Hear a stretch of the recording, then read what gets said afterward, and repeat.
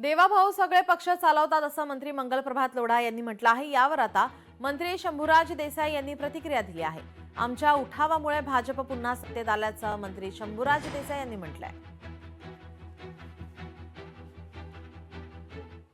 कि जो किसी के बारे में नहीं कहा जा सकता वो देवा भाऊ के बारे में कहा जाता है कि भाजपा तो पूरा देवा भाऊ की है ही, पर महाराष्ट्र की सारी राजनीतिक पार्टियां कैसा चलती हैं वो देवा भाऊ तय करते हैं।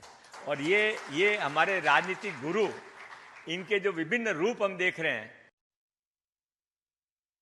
माननीय मंगलप्रभात लोढांचं एक वक्तव्य ऐकलं आणि त्यांनी हे स्पष्ट केलं त्यामध्ये की 2014 पर्यंत इतकी ताकदवान की भाजप महाराष्ट्रामध्ये नव्हती, म्हणजे हे त्यांनी स्वीकारलं। आणि ठीक आहे, आता भाजप ताकदवान आहे किंवा भाजपचे लोक विधानसभेला आमदार जास्त निवडून आले ही वस्तुस्थिती आहे। पण थोडंसं 2014 नंतर जी राजकीय स्थित्यंतर महाराष्ट्रात घडली, थोडं मंगलप्रभात लोढांनी त्याच्याकडे सुद्धा पाठीमागं वळून बघितलं पाहिजे। कारण 14 ते 19 जेव्हा भाजपचं आणि शिवसेनेचं सरकार होतं तेव्हा काय वस्तुस्थिती राज्यामध्ये होती हे आपण पाहिलं।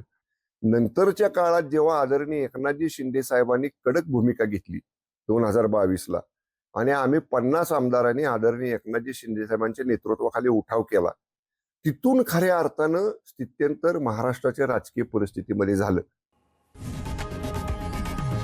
लोकशाही मराठी ऐका, पहा, जागरूक रहा।